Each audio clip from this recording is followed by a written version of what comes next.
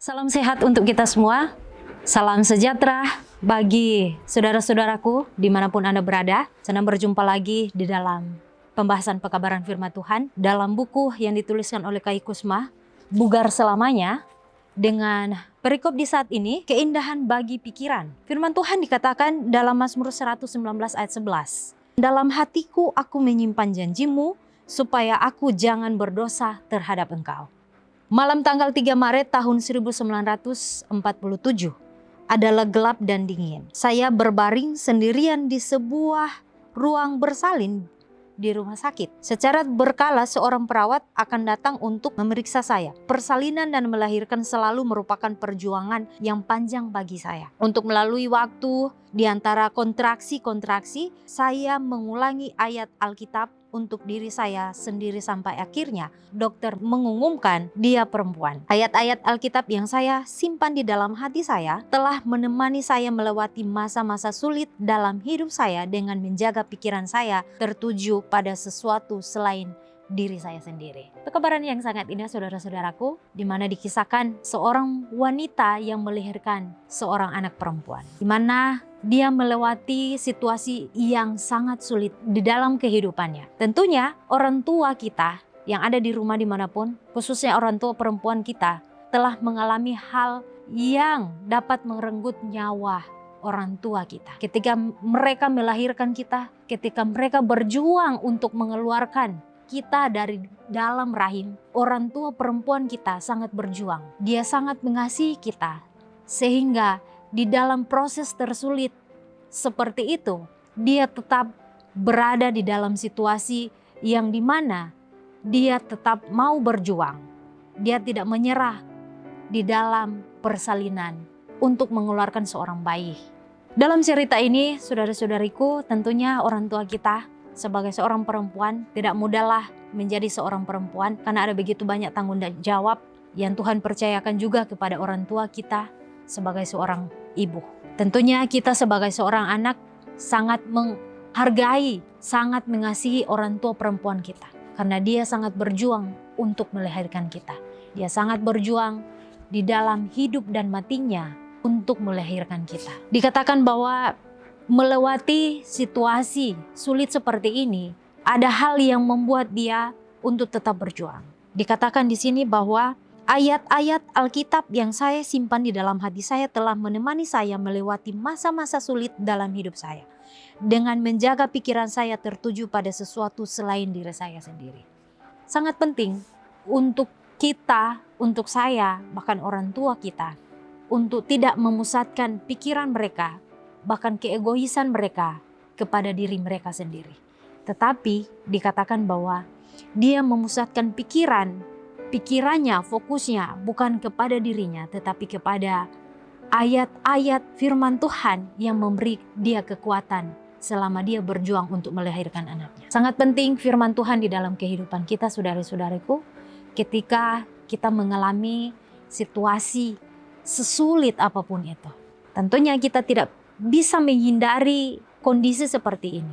Kita hanya bisa menerima, kita hanya bisa bersyukur, dan kita hanya bisa menggantungkan kehidupan kita hanya kepada Tuhan. Kekuatan manusia sekali lagi tidak bisa mengontrol hal-hal yang terjadi di luar dari diri kita.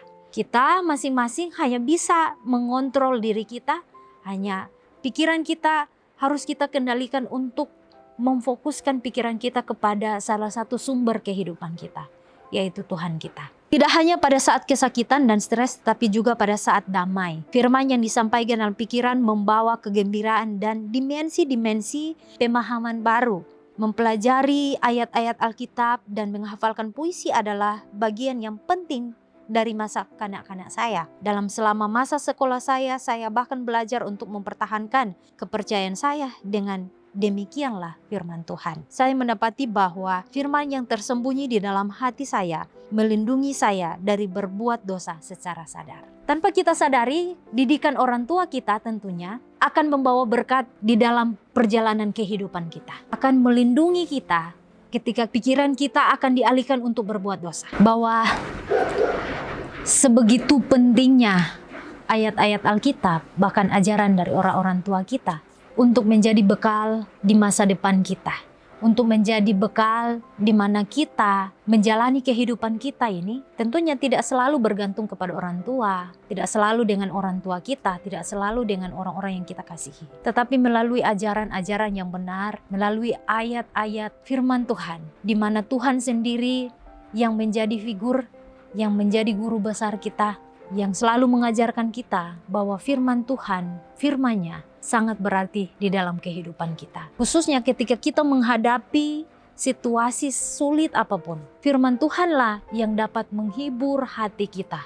Firman Tuhanlah yang dapat menenangkan hati kita. Ketika Tuhan mengizinkan kita dalam situasi seperti ini, selalu terfokus, selalu pikiran dan pandangan kita teralihkan dengan konflik yang ada di luar, dengan bisikan-bisikan, dengan bisingnya ego-ego manusia, dengan bisingnya kepentingan-kepentingan manusia yang membuat kita juga terpancing untuk emosi, terpancing untuk berpikir hal yang tidak baik. Tetapi Tuhan mau mengajarkan bahwa berbalik lagi kepada firman Tuhan.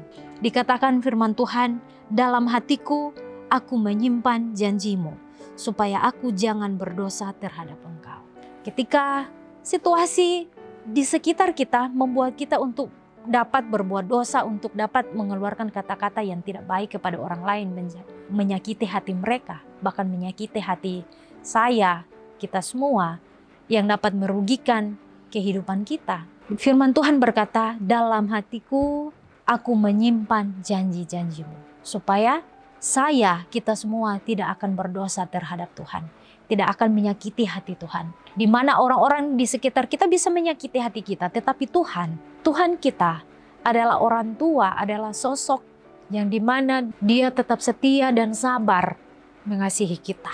Dikatakan dalam firman Tuhan, saya menyukai pemikiran Ellen White, bila kita merenungkan perkara-perkara besar dari firman Allah atau dari firman Tuhan, kita memandang ke dalam suatu mata air yang semakin lebar dan semakin dalam di bawah penglihatan kita. Dalam seri Membina Keluarga jilid 3 halaman 157.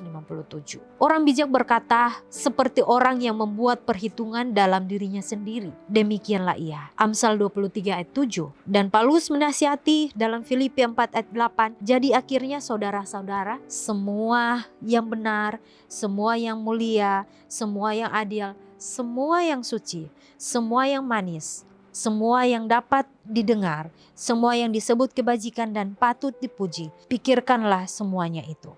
Di dunia yang penuh dengan kekerasan, hawa nafsu, keserakahan, dan ketidakjujuran, kita dapat terlepas dari kebobrokan moral dan mental dengan secara sadar mengisi pikiran kita dengan firman Tuhan. Firman-Nya adalah kehidupan dan kebenaran, sumber damai surga dan kegembiraan yang dibuka di dalam jiwa melalui kata-kata inspirasi akan menjadi sungai pengaruh untuk memberkati semua yang ada, semua yang datang di dalam jangkauannya. Seri Membina Keluarga jilid 3 halaman 177. Inilah tantangannya. Hafalkan satu ayat Alkitab sehari selama 21 hari berikutnya dan lihat bagaimana itu membuat perbedaan dalam hidup Anda. Pekabaran firman Tuhan sangat jelas bahwa dikatakan dunia yang penuh dengan kekerasan, hawa nafsu, keserakahan dan ketidakjujuran, kita dapat terlepas dari kebobrokan moral dan mental dengan secara sadar mengisi pikiran kita dengan firman Tuhan. Jadi hanya dengan firman Tuhanlah yang dapat menolong kita dalam situasi seperti ini. Kekerasan, hawa nafsu, di sini dikatakan kebobrokan moral, keserakahan, kemudian mental dengan secara sadar mengisi pikiran kita, kerusakan mental oleh karena dosa yang diakibatkan oleh pembawa dosa itu di dalam dunia ini. Jadi dalam situasi ini dikatakan bahwa hanya firman Tuhanlah apa yang baik didengar, yang patut dipuji melalui pekabaran firman Tuhan. Di sini dikatakan semua yang sedap didengar, semua yang disebut kebajikan dan patut dipuji, semua yang suci, semua yang manis, mari kita dengar itu. Ketika pun kita diperhadapkan dalam situasi yang tidak mengenakan, marilah kita renungkan firman Tuhan. Mari kita renungkan bahwa janji-janji Tuhan, kebenaran Tuhan itu meneguhkan hati kita, menyegarkan hati kita yang panas dengan situasi kondisi dunia yang membingungkan ini. Dengan suara-suara bising yang ada di luar yang tidak bisa kita kontrol dengan kuasa kita, oleh karena situasi yang ada di luar hanya bisa Tuhan yang mengontrol. bahkan situasi yang ada di dalam ini, mari kita berusaha untuk kontrol agar kita bisa membawa ketenangan, bisa membawa manfaat yang baik dan benar di dalam kehidupan kita masing-masing. Sehingga perasaan-perasaan yang baik dan benar bisa menular kepada orang-orang yang ada di sekitar kita. Mari kita berjuang bersama dengan Kristus, berjuang bersama dengan Tuhan untuk memperbaiki tabiat kita. Rendahkanlah diri di hadapan Tuhan ketika kita diperhadapkan dengan situasi seperti itu. Mari kita tetap tenang, kita tetap mendengarkan suara Tuhan. Jangan terpancing dengan suara-suara ego yang ada di luar, suara-suara bising yang membuat kita tidak fokus lagi dengan Tuhan. Tetapi marilah kita bersama-sama untuk tetap bersedia menantikan kedatangan Tuhan yang kedua kali, mempersiapkan kehidupan kita secara pribadi, orang-orang yang ada di sekitar kita. Biar kiranya kabaran ini boleh menjadi kekuatan bagi kita, keindahan bagi pikiran adalah keindahan di mana kita boleh mendapati kasih Tuhan di dalam firman-Nya melalui aktivitas-aktivitas kehidupan kita. Biarlah kiranya Tuhan memberkati kita, saya bawa di dalam nama Yesus. Amin.